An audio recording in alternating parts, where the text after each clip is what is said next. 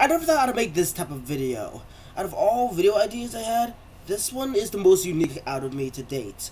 Recently, I found myself listening to albums full on through by artists who I never found myself appreciating as much. In this case, I've been having some sort of Michael Jackson phase and been listening to all of his major albums. And then one day, an idea hatched.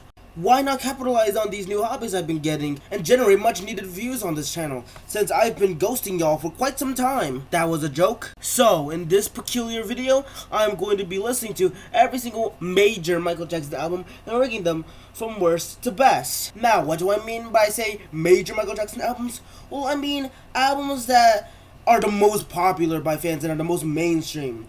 So, because of that, we are starting with Off the Wall and ending with Invincible.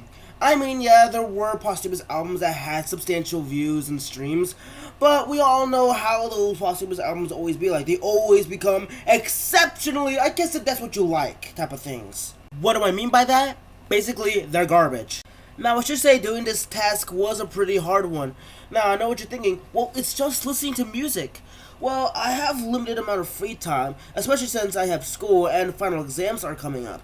So I found myself listening to music in strange predicaments, such as in my sleep, waiting for the bus stop, and even listening to it during the middle of gym. So, nevertheless, let's get the show on the road. This is listening to every single Michael Jackson album and ranking them from worst to best. Starting with...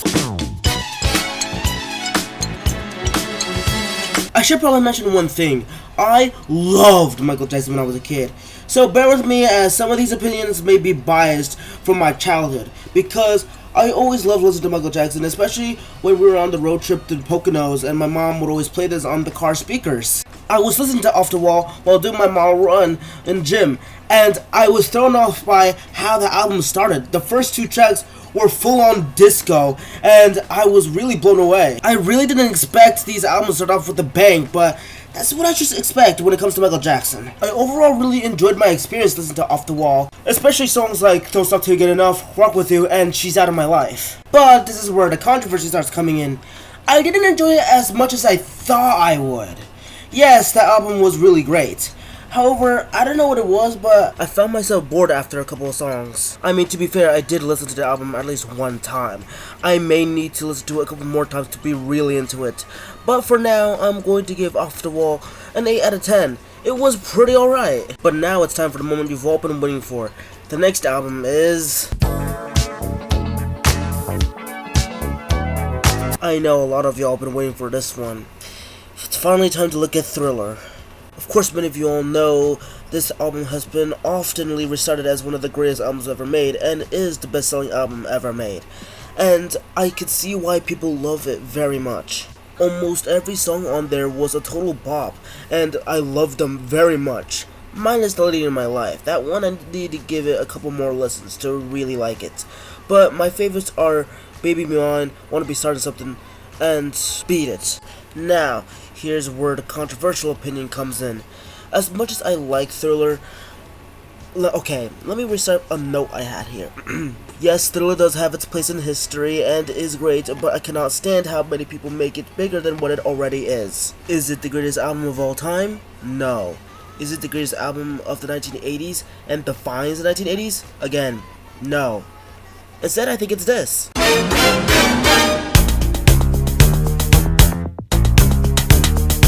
Oh my god, this one. Bad. Where do I begin with this one? I loved this one when I was a kid, and I still love it now. I already knew when I was going into this one when I was at study hall that this was going to be my favorite album. But even then, it blew all my expectations away and made me love it even more. Every song on here was a total bop. Even the ones that people said that they didn't like very much, like Just Good Friends, I still loved them. My favorite tracks are basically every single one of them on the album. There was no miss whatsoever. I am legit feeling a 10 out of 10 for this one. I found this album to be more polished and catchier than Thriller. Like, if Thriller was the golden age of Michael, then this one perfected the golden age. Alright, enough ass kissing. Now it's time for the next album.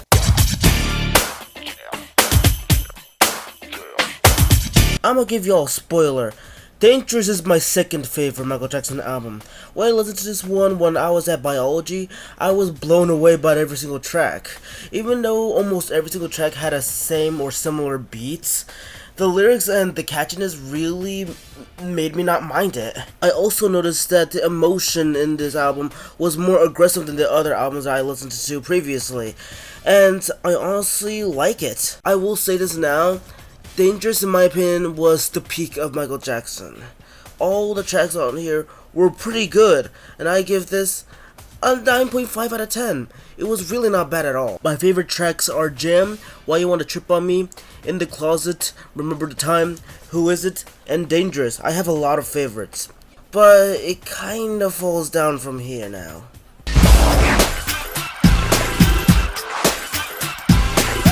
Alright, I'll admit it, this album was not what I expected, and I don't think that's a bad thing, but I also don't think that's a good thing. On one hand, I really like some of the songs here, such as Scream, They Don't Care About Us, You're Not Alone, and Earth Song, but on the other hand, god damn, some songs dragged on. Not to mention the other side, which is History Begins. This album is quite long. Nevertheless, when there were good tracks, there were really good tracks. But when there were bad tracks, god damn, there were bad tracks. But I'm gonna give this a 7 out of 10, which is still a pretty good rating. I may need to give it a couple more listens though. Now, the last album, the one that everyone hates.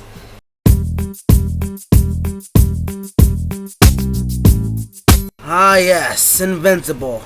I heard from many hardcore Michael Jackson fans that this album was not good at all. So when I was going into this album, I had little expectations. By the time I listened to it, I was blown away! I don't know what it was. I don't know if I have bad taste.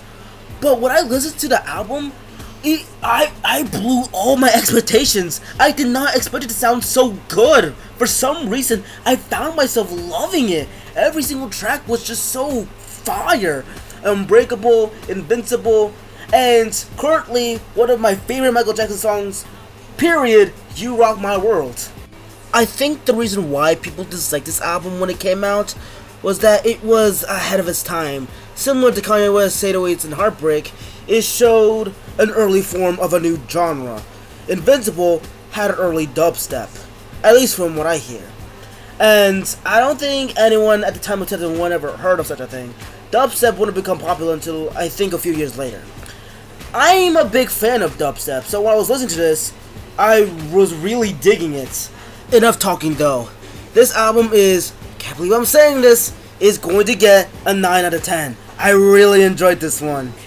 So, what can we conclude from this? When it comes to Michael Jackson, I have some of the most controversial tastes, period. Thank you guys for watching. Come subscribe. Comment below if you want to see more of this. And stay tuned because the best is yet to come. Goodbye.